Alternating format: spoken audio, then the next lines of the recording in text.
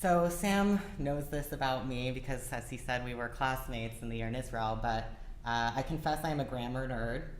So I'll start with a little bit of grammar, and we'll explore some deeper meanings of some of the words in our Torah portion today. And then I'd really like to move into discussion. And so don't tune out too much, because I will call upon you for your thoughts and your responses. And for those of you on Zoom, you are not exempt from this. So I will call on you as well. Maybe we could get the help of Sharon. Maybe if people can type their answers in the chat, and then maybe Sharon, would that be okay, Sharon, for Yes, you to of read course. out the Absolutely. answers out loud once we Absolutely. get to that? Great. I think that might mitigate some of the chaos that Zoom can bring. No problem. Thank you.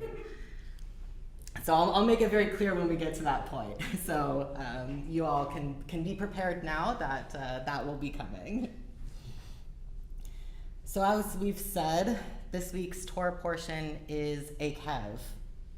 Like most names of Torah portions, Akev comes from the first line of the portion, which states, "And if you do obey these rules and observe them carefully, Adonai your God will maintain faithfully for you the covenant made on oath with your ancestors." But the word Akev is actually not directly translated in the Hebrew here. Akev means a consequence or a result, and it can be a reward resulting from good behavior, as we see in this Torah portion. If you obey the laws of Torah, the result will be a reward for your good behavior. Akev actually comes from the same root, the same Hebrew root as Yaakov, Jacob, which means to follow closely. Yaakov was the second twin born to Rivka, to Rebekah, but he was holding on to his brother Esau's heel, his Akev. So we think of a result or a consequence like we think of Yaakov, something that follows closely behind because it is literally connected. It is attached, it is holding on to it. The results or consequences of our actions aren't random, but they are directly connected to what we do, to our behaviors. There is an inevitability to the results in Hebrew. It has to follow. It has no option but to follow, because it is attached at the heel. It is clinging on. Because the results are linked to our actions, the only way to either bring about the results that we want or to avoid the consequences that we don't want is to change our behaviors.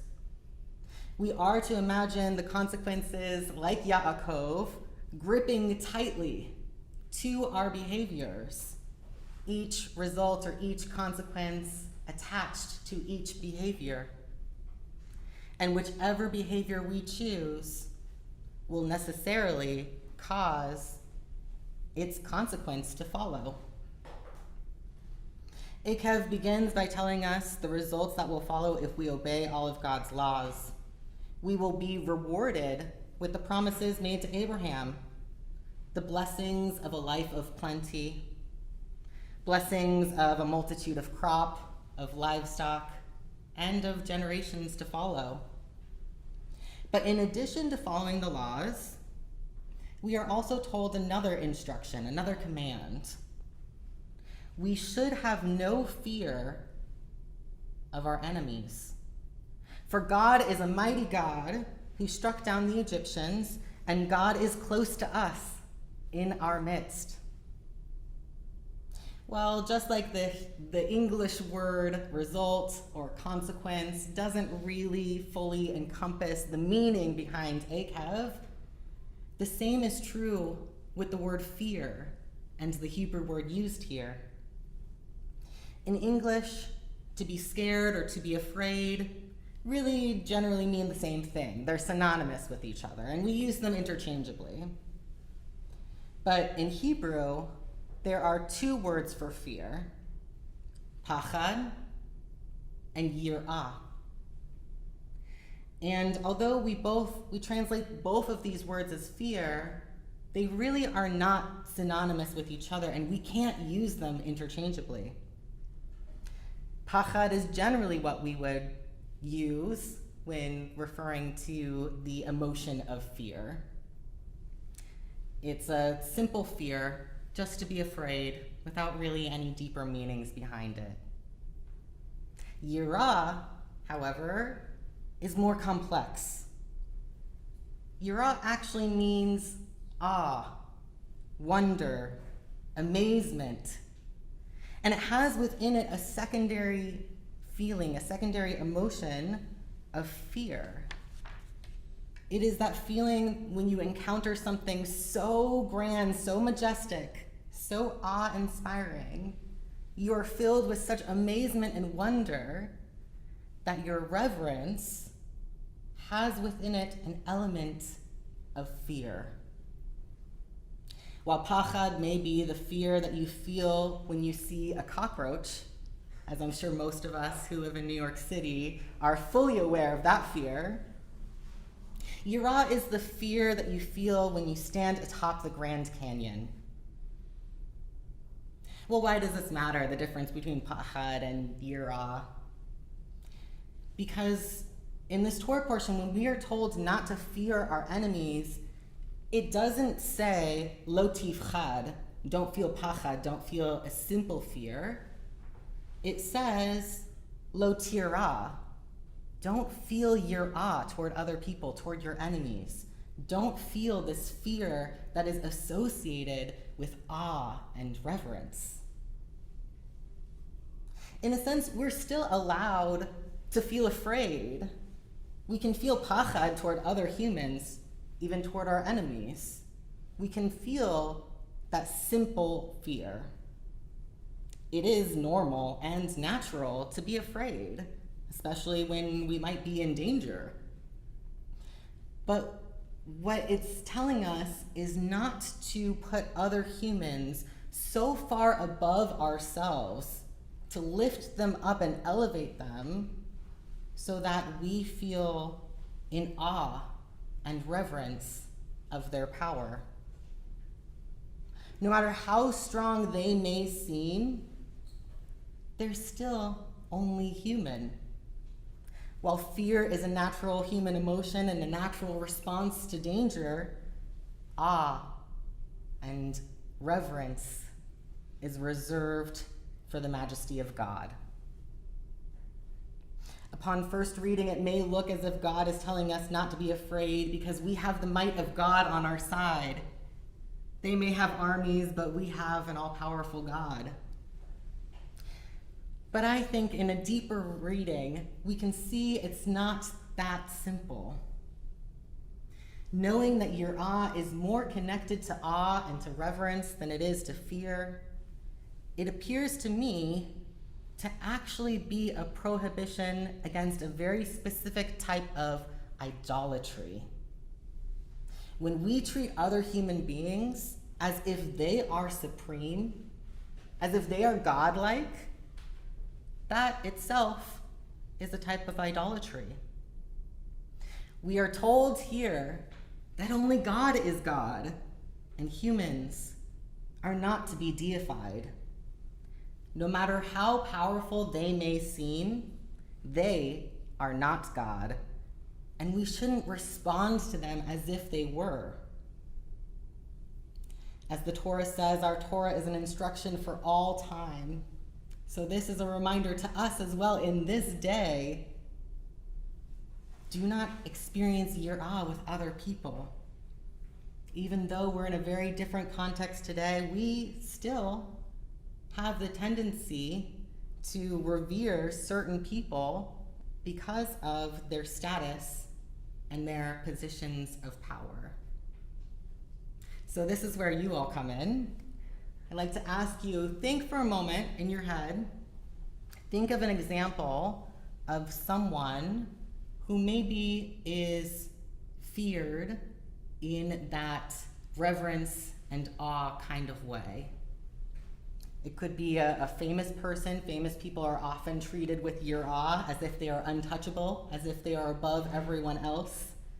Could be an actor, a musician, a CEO of a multi-billion dollar company, or even a politician. But it could be someone in your own life, maybe a childhood bully. Maybe someone in your friend group who seems to always dominate what everyone does. Maybe someone that you just came across who seems to think that they are above everyone else.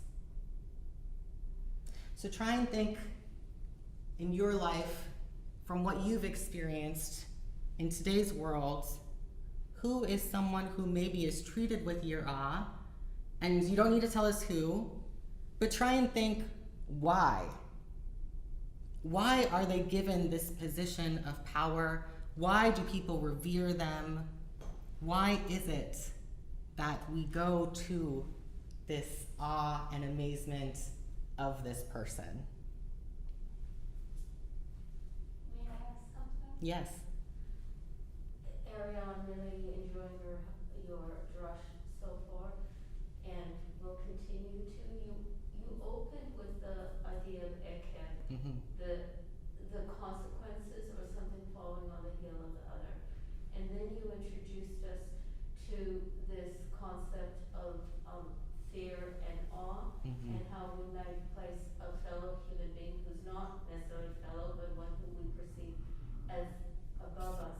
But between the two ideas of your drush, I see that part of my being fearful of others is the idea of consequence. That they have power that can affect extreme, dire consequences, even if they're not large ones, they're ones that we want to avoid. So I just want to step back now and let others participate. Beautiful. So I think that's a response to the question, why do we maybe respond to people with your awe? And it's because of the consequences. What happens if we don't give them that reverence that they seem to expect from us? There could be dire consequences. We might lose our jobs, right? We might succumb to the violence of bullies. There can definitely be dire human consequences to not following through with this awe and reverence that might be expected of us. Thank you. Excuse me, can you Yes. just repeat what that was, a little bit of what that was for the people on Zoom? We absolutely couldn't hear any of it. Oh yes, I'm sorry about that. So there was a comment that I started with ACAV, with the idea of consequences and results from our actions. And so the comment was that to bring together ACAV and Yirah, possibly the reason why we respond to certain people with Yirah, with this fear and reverence, is because precisely there are consequences if we don't. And there can be dire consequences not to. And so we feel extreme pressure, whether it's societal pressure or even just pressure, as we mentioned, due to life consequences, potentially if it's your boss, potentially losing your job, if it's someone who can inflict physical violence on you, fear of bodily harm. And so there are very real consequences to not responding with reverence to people who may, in fact, demand it of us. Turn one of these mics this way, so I'll leave one, but this will pick up us a little bit in the room. Thank you. Kind of direction. We'll repeat. Any other thoughts about why we might respond to certain people with your awe? I was gonna say like envy, or maybe not envy in like a negative sense, but in like a I wish I could do that. I wish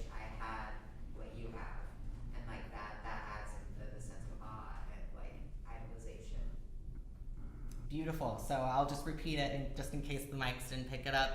Envy, and not necessarily a negative envy, but really being in awe of someone else and either their ability or what they've been able to achieve in their lives, and wishing that for ourselves as well. And I know for me, whenever I feel intimidated by someone, that is a type of fear that I am feeling because I'm in envy of them. I envy what they are able to do, who they are, and what they know potentially. And so I feel an element of fear in response.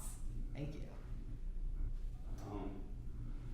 It can be either just secular conservative values, or it could be religious values. It still happens nowadays, more so for many people, more so a generation or two ago, but respect for respect for authority, whether it's the state or it's clergy.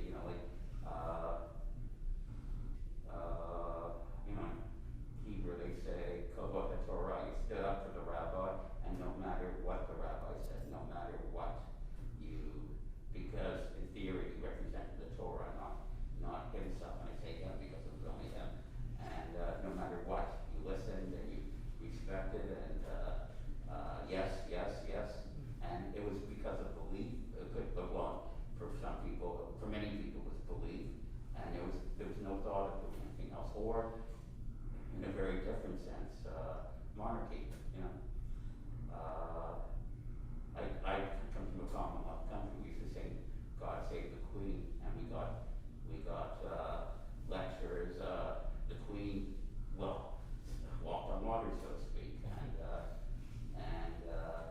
we had to we went to movie theaters. We had to stand up for it, and God forbid we didn't stand up. And so. And there are still many in this society. There are many people, let's say, fundamentalists, or in other countries, many other cultures, it's still like that. Great. So respect for authority. Yeah. And as was said, the respect for authority could be because of who the authority is, but more likely it's what the authority represents. So being a representative of God, being a representative of the country, and feeling as if you disrespect that person, you are therefore disrespecting what they represent and disrespecting something bigger than themselves. That's a great example. Thank you for sharing.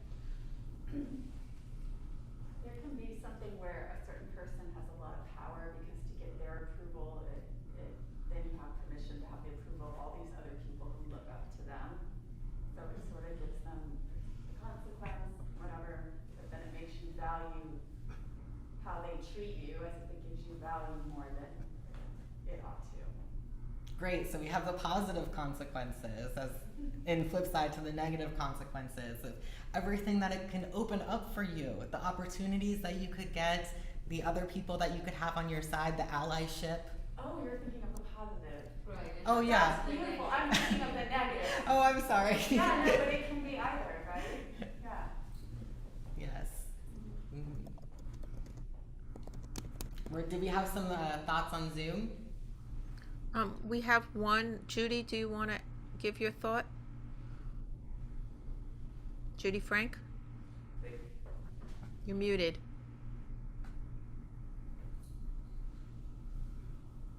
Hang on. Judy, you have to unmute. Mute. There you go. Okay, I unmuted finally. Yeah, I was immediately thought of 40.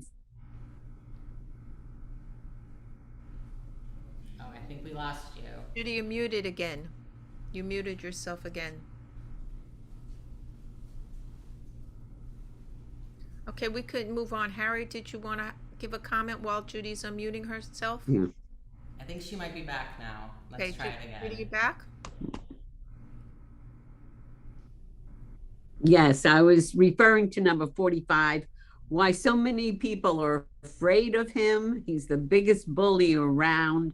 Their careers, they worry if he talks against them, they'll lose, like people have lost in the primary. But I don't know why he has such a following, because he's just a stupid person, in my opinion, but that's not the way it is among the Republican Party. So I don't understand. Okay. Thank you. And Harry, I think you had a comment also, right? You're muted also, Harry. Harry, can you unmute? You can't unmute? Now? Yeah, you're good, Harry. Good, Great. good. I almost forgot what I was going to say. Going back to the idea of this fear and respect of authority, this particular reading today has sort of always troubled me in ways and about the issues of authority. In the second and the third sections particularly. And it says that, if people get to the other side of the river and build great houses and have lots of silver and gold tinkling in their purses, and big herds, they're not to forget the contract, the covenant with God, otherwise they will die. And it's a very, very clear doom projection if you violate these things. And the people were always disappointing God. And there are numerous references in this section also to that the Hebrews were a stiff-necked people who just were incapable of learning. Now, given the situation, we're on the crux of shifting from the Sabbaths where we lament everything that's bad to the Sabbaths of promise and hope and comfort leading up to the high holidays. The only logical thing that I can find in that is that the Hebrews aren't destroyed and won't be destroyed, etc., is a reference to the fact that we have a covenant.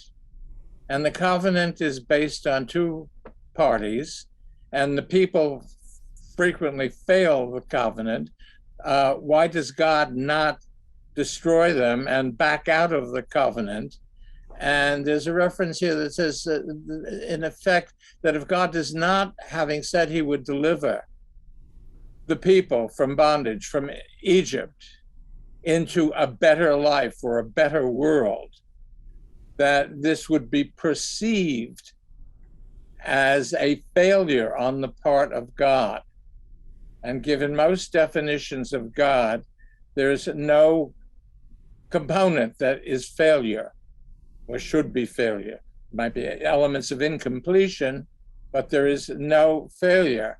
And so it becomes an issue that the people are not outrightly destroyed initially,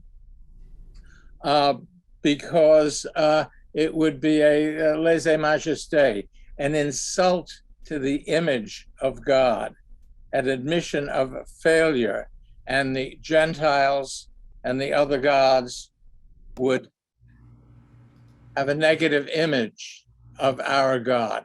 And so it's not necessarily an issue of vanity, but it's a requirement of being an omnipotent God of great power and everything else that has full majesty, that God cannot abandon the Jewish people, that God will set the proper example of what you do in fulfilling your half of a covenant. But it's a very strange kind of situation to be in, just because we are on that crucial point going from desolation to consolation in order to get us ready for the high holidays. So I've always found Akev quite quirky in those possibilities, and they are very directly said in a couple of places in this reading. It's sort of a hot potato reading.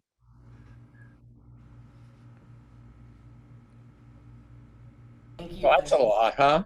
Yeah, thank you for sharing that.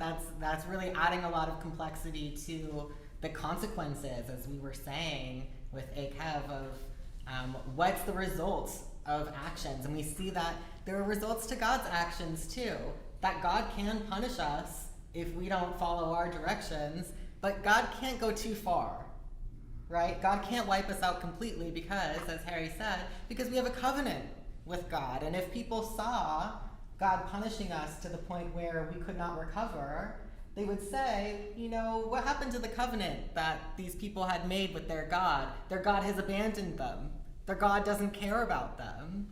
And so even though we might know that it was punishment, the consequence would nonetheless be that everyone else witnessing it would see it as God abandoning God's side of the covenant, which would make God look bad. And so God has an understanding that, in a sense, God has consequences too. Consequences follow any action, and that includes God. And so in some way, we're not equal with God at all, but in some way the same rules apply, and there's an understanding there.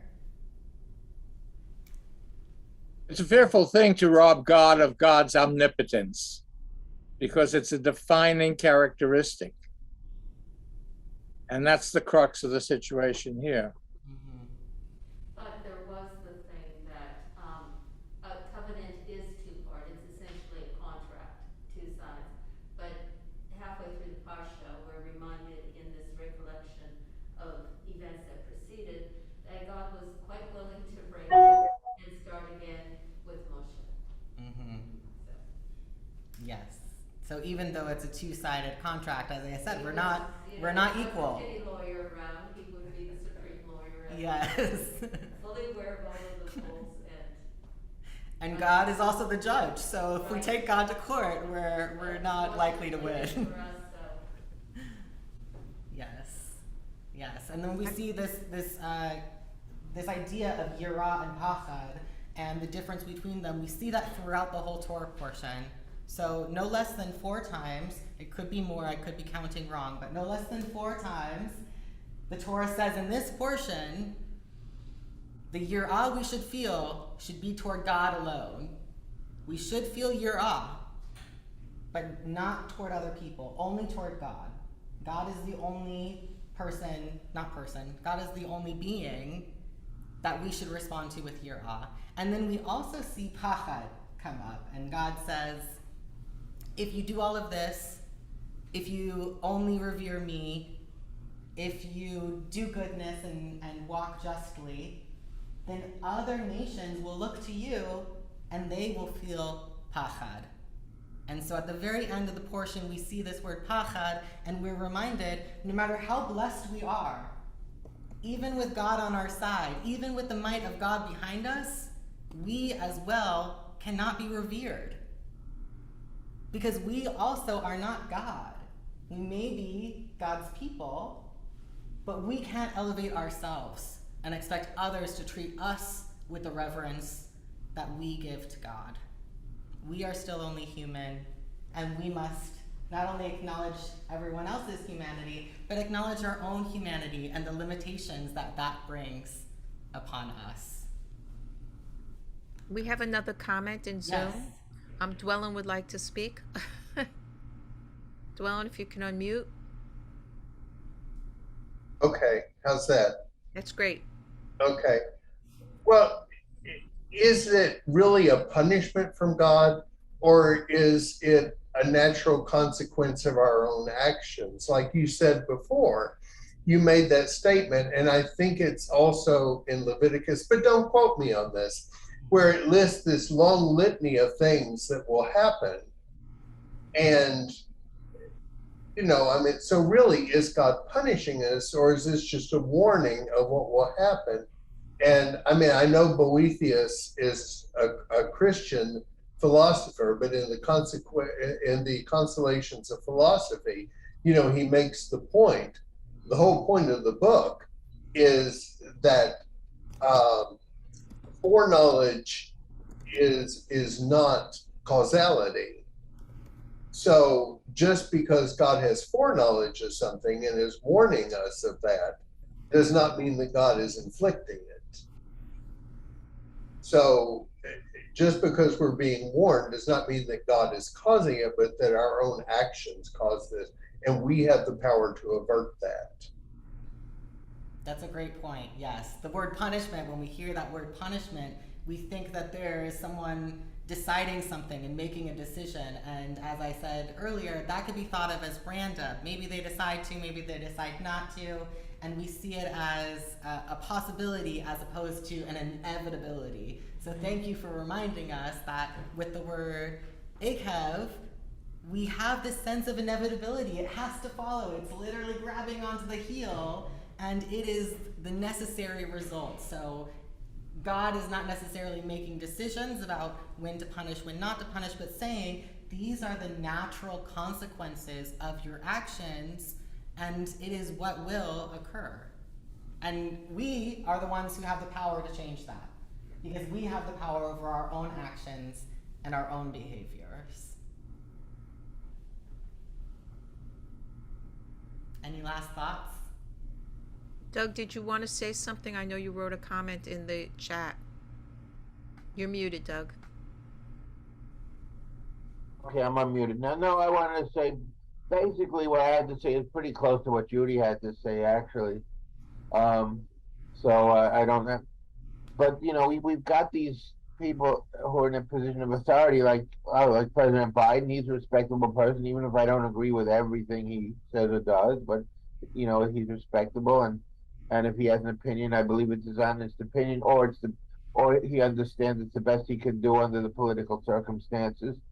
But Trump, it's very hard to give him any respect, and I feel a little better now that after what happened in Mar-a-Lago, that I think justice is coming, and so I mean, my whole outlook on life has been improved since then.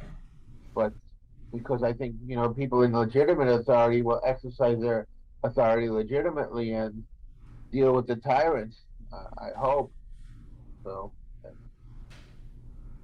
Thank you for bringing that element of justice into it. The idea that consequences, when we do see consequences from negative behaviors, we witness that as justice. And that's in part what we pray for people to do good and for goodness to come of it, and for people that don't do good, for that to be diminished in some way. Yes? And just, we've been focusing on many people that we can associate these consequences with, but we can also consider it spread larger. So for example, if we think of the consequence of global warming, then it's not one particular person, it's both the industry that we support as well as ourselves as consumers. So there's something greater, not in terms of reverence, but something greater that we will not withdraw from, that for which we will suffer consequences that are akin to being punished, but we bring it on ourselves. Thank you. Just to repeat that in case those on Zoom didn't get it. There's also consequences such as global warming, and how it's upon all of us. And what a Jewish response, right? To bring the community back into it. Let's stop talking about the individual for a moment and focus back on the community. What is our communal responsibility, and how can we come together to bring about the positive results, the positive consequences that we want to see in this world to create a more just, equitable world for all? Thank you for all your discussion and your leading. Thank you. This was I loved hearing from you. We got so many voices involved in this, and I learned from all of you. We all have different perspectives, right? And so we each bring our whole life experience into here, and that is our own Torah that we share with each other. And so I just like to end by saying that it's normal to be afraid. God isn't telling us not to feel fear. We will feel fear. We're human beings. We're going to feel afraid. But we must not let our fear end up elevating other people above the rest of humanity. We must not idolize human beings and set them up to be gods within our society. As much as we may fear them, and as much as the consequences may be real, there can be real dire consequences to not giving them the respect that they might expect from us. But we have to remember that no one is God, and that reverence and awe is reserved for God alone. Shabbat shalom.